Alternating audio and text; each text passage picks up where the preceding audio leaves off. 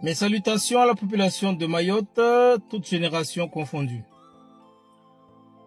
J'ai un message à passer concernant le choix des candidats à l'occasion des élections présidentielles de 2027 l'année prochaine. Bien entendu, il est évident que chacun a le droit de choisir, mais tout choix doit être calculé, analysé, selon les besoins de la population de Mayotte. D'abord, résumons un peu ce dont la population de Mayotte a besoin. Mayotte a besoin d'un vrai SMIC, de vrais salaires, à la hauteur des salaires qui sont à Métropole ou à La Réunion ou ailleurs. Bien entendu, il est évident que si on augmente le salaire à La Réunion ou le SMIC à La Réunion ou à Métropole, Mayotte a droit à la même chose, étant département comme tous les autres. Mayotte a besoin d'avoir des hôpitaux bien équipés. Mayotte a besoin d'avoir de l'eau. Mayotte a besoin d'avoir une vie qui est moins chère, puisqu'il est évident qu'à Mayotte, la vie est au moins 3 fois plus chère qu'à Métropole. Mayotte a besoin, les Mahorais ont besoin d'avoir des billets d'avion et de pouvoir voyager moins cher que maintenant, puisque les billets sont peut-être 3 fois plus chers aussi qu'ailleurs. Mayotte a besoin d'avoir des routes en bon état.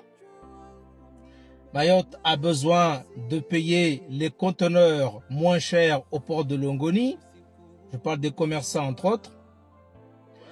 Mayotte a besoin de vraies aides pour les personnes en situation de handicap,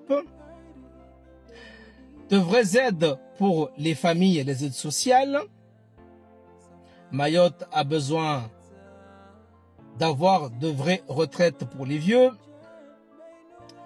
Mayotte a besoin de bénéficier de ces richesses locales, comme par exemple les poissons, qui peuvent être utilisés pour créer une chaîne de traitement locale, des usines, et là-dessus créer des emplois, bien entendu. Mais c'est pas fini. Mayotte a besoin de manger bien, donc d'une agriculture saine et suffisante, d'où l'intérêt de ne pas détruire Bouyouni avec un aéroport hypothétique qui ne servira pas à grand-chose, puisqu'il est possible que les billets ne descendent même pas avec cet aéroport-là. Ça fera peut-être joli, simplement, mais c'est tout. Mayotte a besoin d'une école digne, assez de salles de classe et des élèves bien formés, assez de professeurs et des professeurs qui sont bien payés. Mayotte a besoin d'une université digne d'une région qui puisse permettre à nos élèves, à nos enfants, de ne pas être obligés d'aller à métropole pour aller continuer les études. Mayotte a besoin, nos élèves, nos enfants, d'une restauration scolaire digne. Tout cela, cet ensemble que j'ai cité, on peut mettre tout ça dans un seul package, dans un seul sac, un seul carton. Et ce carton-là, on va le titrer. On met un titre dessus. Ça s'appelle l'égalité réelle. C'est-à-dire, Mayotte, en tant que département, doit avoir droit à tous les intérêts, tous les droits dont bénéficie un département comme Mayotte, tout simplement. Et d'après vous, ce mot égalité réelle, lequel des candidats potentiels aux élections présidentielles l'a déjà prononcé? Est-ce que Bruno Retailleau a déjà parlé une fois d'égalité réelle à Mayotte? Je ne l'ai pas entendu. Il en parle, mais dans l'avenir. Est-ce que Marine Le Pen a déjà parlé une seule fois d'égalité réelle à Mayotte? Non, elle en parle, mais dans l'avenir. Est-ce que Emmanuel Macron a déjà parlé d'égalité réelle à Mayotte immédiatement? Non, il fait partie de ceux qui veulent que l'égalité vienne bien après. Là, j'ai parlé de ces candidats-là, mais je parlais de l'ensemble des candidats. Bardella, tout le monde. Il n'y en a aucun qui a en tête de vouloir donner à Mayotte l'égalité réelle immédiatement. Il n'y en a qu'un seul qui veut cela, et s'appelle Jean-Luc Mélenchon. Et ne le veut pas uniquement pour Mayotte d'ailleurs. Il veut l'égalité réelle dans tous les départements, y compris Mayotte, parce que pour Mélenchon, Mayotte est un département français. Il doit avoir tout ce qui concerne un département français.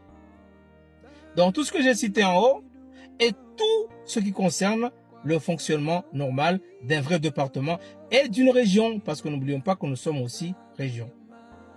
Il n'y a qu'un seul candidat dont Mayotte a besoin, et il s'appelle Jean-Luc Mélenchon, pour rattraper le retard que nous avons et accélérer le développement et les droits que nous avons pour être des vrais Français.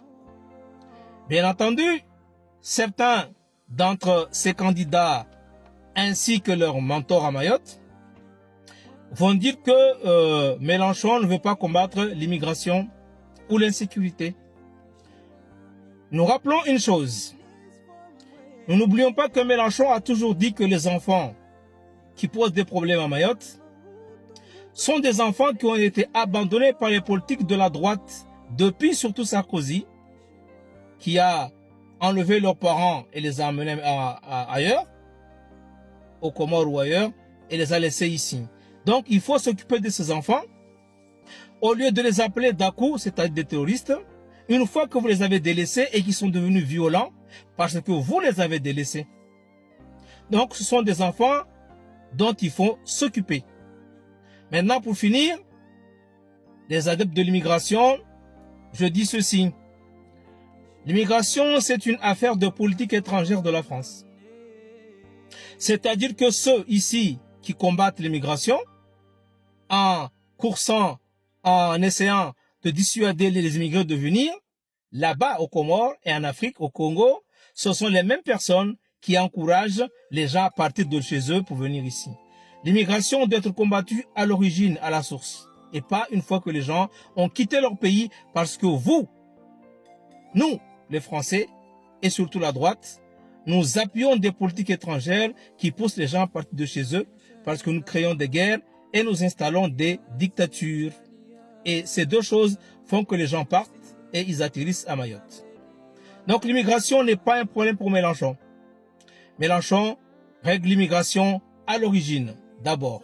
Et après, s'il y en a quelques-uns qui arrivent à Mayotte, en général, ce sont des gens qui viennent travailler. Il faut donc les régulariser parce que eux, ils payent leurs cotisations salariales. C'est-à-dire qu'ils cotisent des impôts, ils payent des impôts comme tout le monde. Ils participent au fonctionnement de la société. Donc, il faut les régulariser pour qu'ils puissent vivre dignement. Donc, pour toutes ces raisons, je dis à Mayotte, jeunes et moins jeunes et les vieux, il faut choisir en 2027 un seul candidat. Il se nomme Jean-Luc Mélenchon. Moi, je soutiens Jean-Luc Mélenchon et le programme Avenir en commun pour une France forte et fière, fière de ses enfants et de tous ses enfants, pas selon l'origine ou selon la couleur de peau. Merci à tous, j'espère que j'ai été assez clair.